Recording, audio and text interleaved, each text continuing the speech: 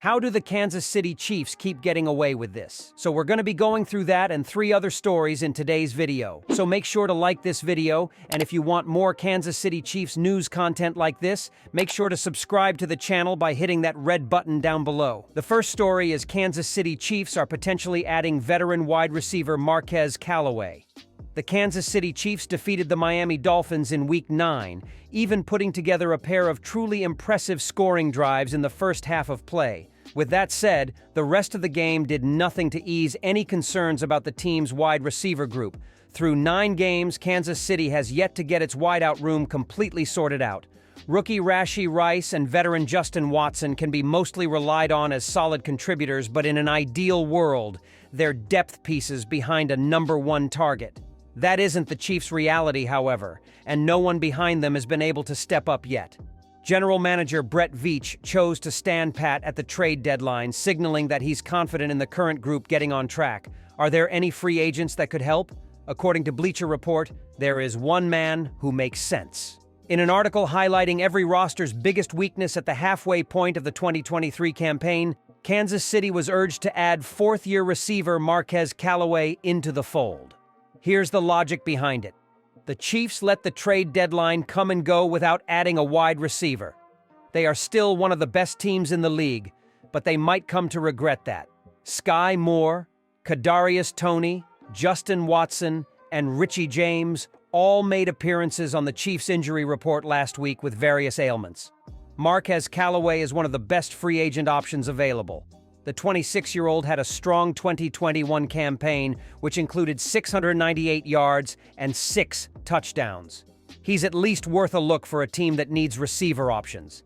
Callaway, who entered the league as an undrafted free agent in 2020, has already spent time with 3 different NFL teams and attended workouts with others. The former Tennessee standout began his professional career with the New Orleans Saints, having a quiet rookie season, but then proceeding to haul in 46 passes for 698 yards and 6 touchdowns as a sophomore. He led the team in 2 of those 3 categories, emerging as a potential building block for the future. Despite that, Callaway started just 3 of his 14 games in 2022 and posted only 158 receiving yards. The journeyman wideout hit free agency earlier this year, signing with the Denver Broncos in March, but not making it out of August before being waived. After that, he had a brief stint on the Las Vegas Raiders practice squad, but was subsequently released in mid-October.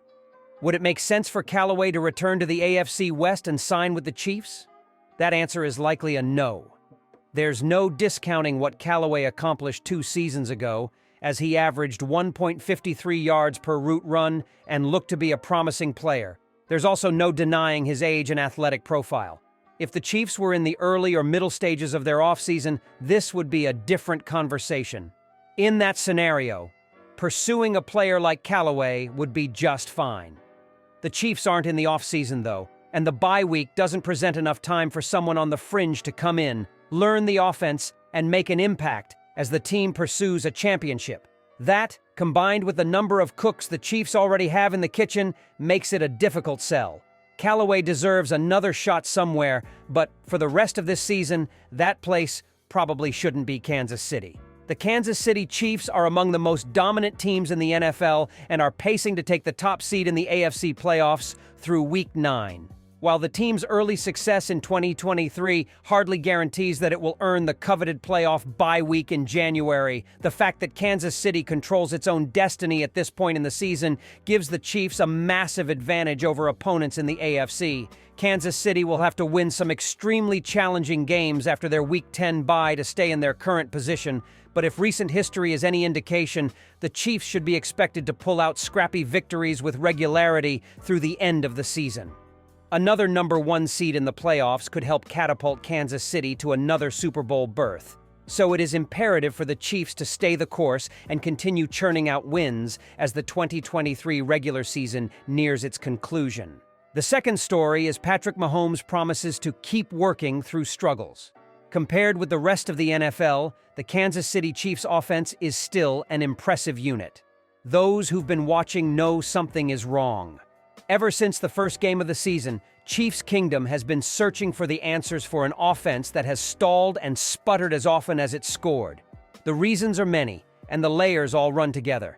It's akin to tasting an award-winning dessert only to realize something is wrong in the preparation. It still tastes good to anyone new to the dish, but the chefs are left wondering about the quality of ingredients or proportion levels. To date, the Chiefs are 12th in the NFL in scoring and 7th in yards at the official midpoint of their season. Both totals are the lowest since Mahomes took over, so if you feel like you've been saying, "Something feels off," the numbers back you up.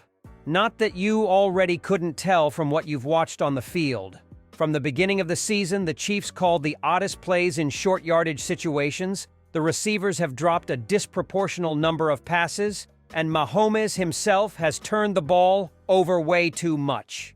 On Sunday against the Miami Dolphins, a clash of brilliant offenses with predicted fireworks in Frankfurt instead turned it into a defensive battle in which the Chiefs were fortunate to break through offensively just enough to win.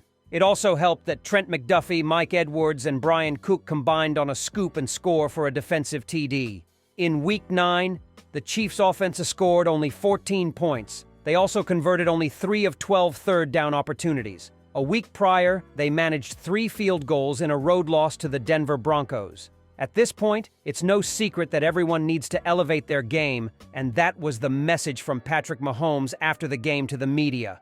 All you can do is keep working. That's everything. It's me with timing. It's them just continuing to get catches as much as possible. Lucky for us, the defense is playing so good, so we're sitting here at 7-2 going into the bye.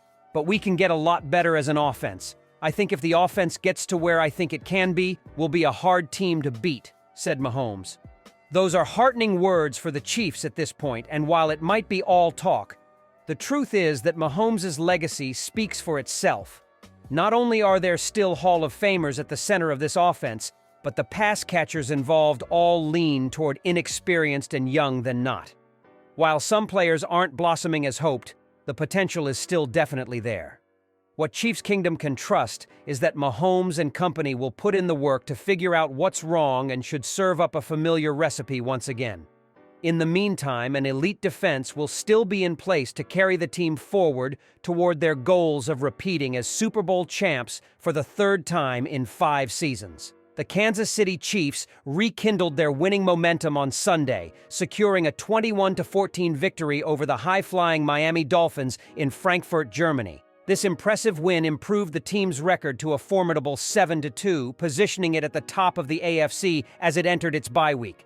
Throughout this season, the Kansas City defense has consistently displayed its prowess, and standout second-year linebacker Leo Chenal has been a silent figure in its success. When Chenal was drafted out of the University of Wisconsin in the 3rd round of the 2022 NFL Draft, he was renowned for his ferocious hits along with unyielding physicality that often invited contact. He has lived up to that billing, showcasing unwavering tenacity and an exceptional work ethic, both of which make him a valuable asset in defensive coordinator Steve Spagnuolo's toolkit. During his rookie season, Chenal underwent his fair share of challenges while adapting to the speed and strength displayed by fellow NFL players, while Spagnuolo was learning how to best utilize his unique skill set.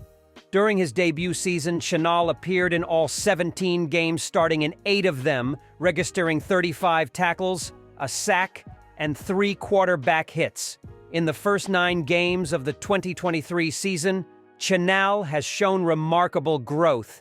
He's already exceeded his rookie performance with 41 tackles, 3 sacks, and 4 quarterback hits. In Sunday's game, he collected 7 tackles, a sack, and a quarterback hit. He now ranks 5th on the team in both tackles and sacks and shares the team's top spot for tackles for loss. The third story is Chiefs' offense needs to be better in short yardage situations and deep passing game.